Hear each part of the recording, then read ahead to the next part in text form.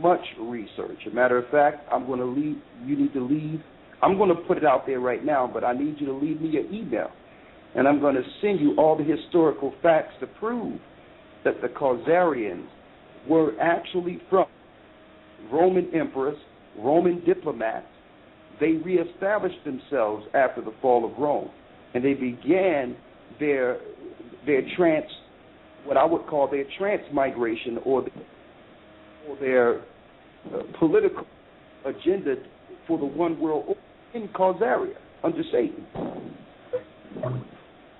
Okay, well, you can send that to Ted Pike at truthtellers.org, and I'll certainly take a look at it. But I've never heard, certainly never heard that hypothesis before. I know you never heard it, and the reason why you haven't heard it, sir, is because the people that are controlling information don't want you to know this. The Romans didn't disappear off the earth. They switched their agenda so they cannot be identified like they were once before, which led to interfighting to destroy their republic. But they rebuilt their republic, and they began with the religion of the serpent people in Khazaria. But before we go there, I'm going to give you some history. Let me get your email so I can send you this information personally, that they've been suppressing for years, that they are Edomites, they're not Japhetic. I'm going to send this. You'll have this by tomorrow. Now, I'm going to give you some business connections, if you don't mind, first, okay? When you go to Revelations, the second chapter, go there here. I got my Bible up here in front of me, because I know you are a man that reads the Bible, which is a blessing. I'll give you the biblical reference, and then I'll give you the scriptural. I'll give you the biblical reference first, and then I'll give you the historical reference, and then there's a few other points you made, because I see out of the majority of people that's out there, at least you were able to go into the history. So if you've been researching history like this, I'm sure you'll be able to link this in with no problem, and help bear record to the truth. Well, I'll certainly give it a fair reading. Yeah, I'm going to give you the information, and then what you do with the information is something else, but at least you'll have it out there. When you read Revelations 2 and 9, and I know you've read it before, I know thy works and tribulations and poverty, but thou art rich. And I know the blasphemy of them which say they are Jews and are not, but are the synagogue of Satan. Fear none of those things which thou shalt suffer. So Christ is letting us know that there's going to be some people claiming to be Jews, but really are the synagogue. Fear none of those things which thou shalt suffer. Behold, the devil shall cast some of you into prison. And we know who are behind the prison, the industrial prison complex. That you may be tried, and you shall have tribulation 10 days, but be thou faithful unto death, and I will give thee a crown of life. Now here's the point in location. He that have an ear, let him hear what the Spirit saith unto the churches. He that overcometh shall not be hurt of the second death. And to the angel of the church of Pergamos write, these things saith, and which have the sharp sword with the edges. I know thy works, and where thou dwellest, even where Satan's seat is. Now that's a key point, where Satan's seat is. And thou holdest fast my name, and hast not denied my faith, even in those days wherein Antipas was my faithful martyr, who was slain among you where Satan dwelleth. So, I don't know if you did this research, Reverend Pike, but you really need to look at Revelations and where Satan was operating from in the area of Pergamos, where one of the disciples was slain. It was ironic that I went into this research on Pergamos, where the people who claim they are Jews and are not of the synagogue of Satan. I don't think it's no coincidence that Pergamos, you know the area of Pergamos. Do you know that, sir? Well, not specifically. Certainly be modern Turkey, Asia Minor. There you go. There you go. So let's link.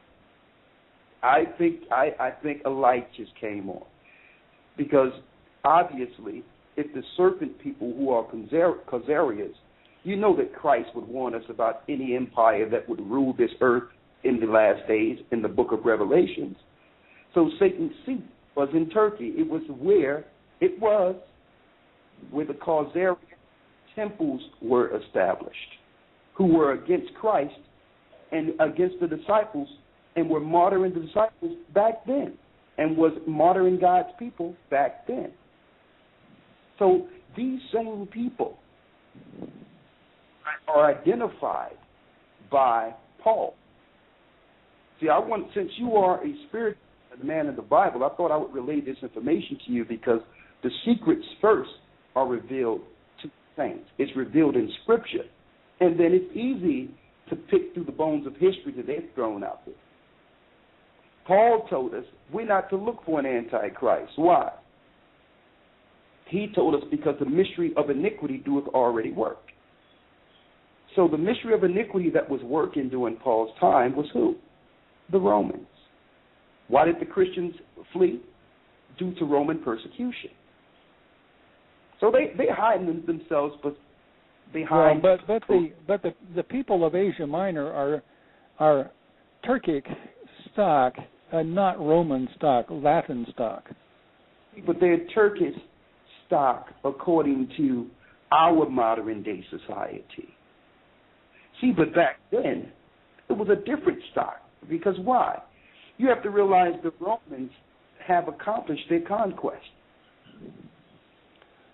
Back then, but you could say that any country in the whole known world would be Roman. You could go up to Gaul, or you could go up to Britain and say that they were Romans too. But the fact of the matter is that Asia Minor is a long way from Rome and basically the Latin people.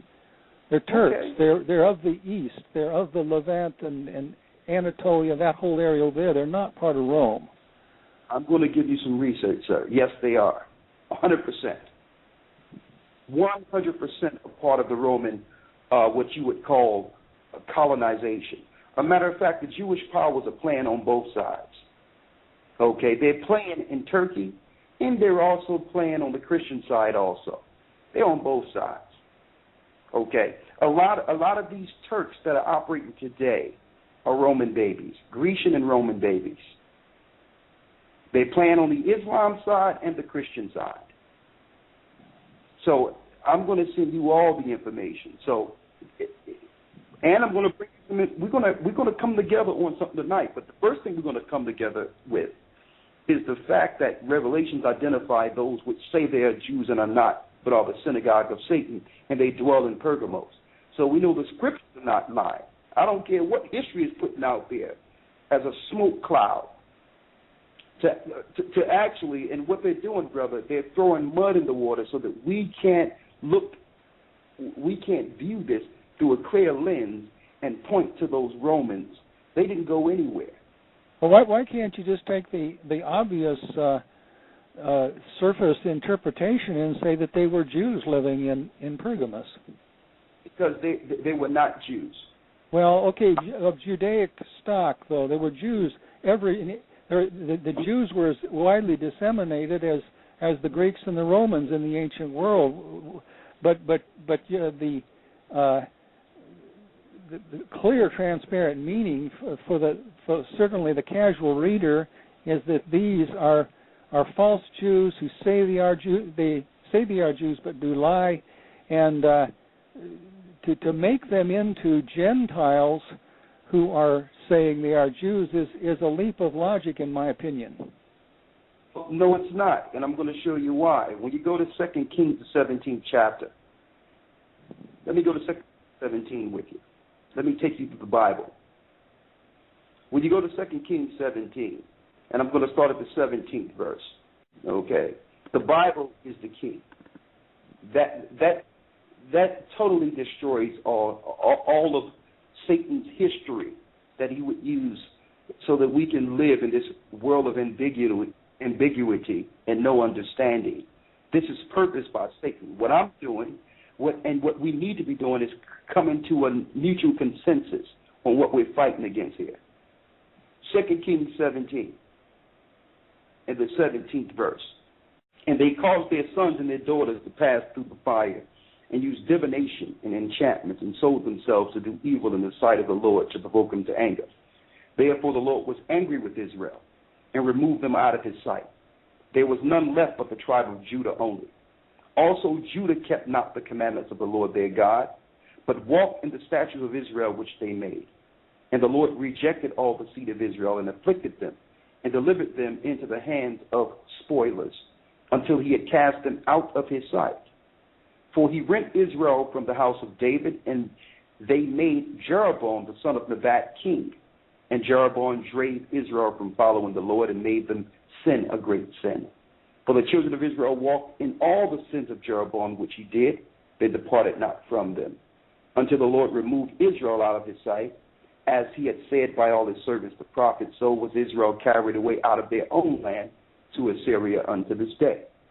And the king of Assyria brought from men Babylon, and from Cutha, and from Avah, and from Hamath, and from Sepharvaim. That is to make sure you underline that, your Sephardics, the Sepharvaim, and placed them in the cities of Samaria instead of the children of Israel. And they possessed Samaria and dwelt in the cities thereof. Now these are all Gentiles being placed in Israel during 721 BC. And so it was at the beginning of their dwelling there that they feared not the Lord. Therefore the Lord sent lions among them, which slew some of them. Wherefore they spake to the king of Assyria, saying, the nations which thou hast removed and placed in the cities of Samaria know not the manner of the God of the land. Therefore have he sent lions among them. And behold, they slay them, because they know not the manner of the God of the land. So the Gentiles didn't know how to practice as the origin people, as the Hebrews. The 27th verse. Then the king of Assyria commanded, saying, carry thither one of the priests whom you brought from thence, and let them go and dwell there, and let him teach them the manner of the God of the land. Then one of the priests whom they had carried away from Samaria came and dwelt in Bethel, and taught them how they should fear the Lord.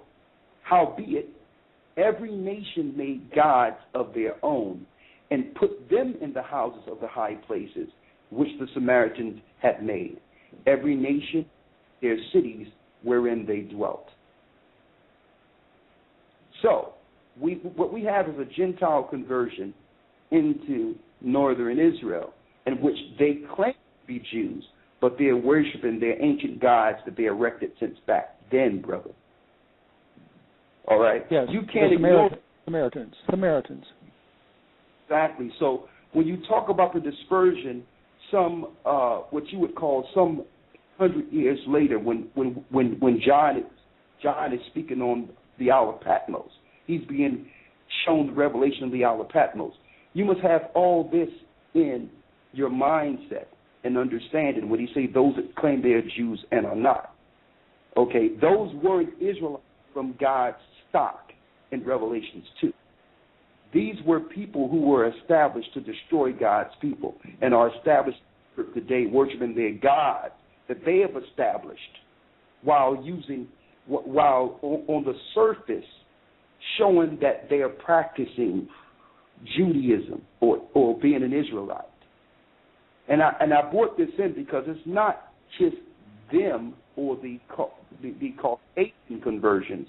There were many conversions before them, but the Romans controlled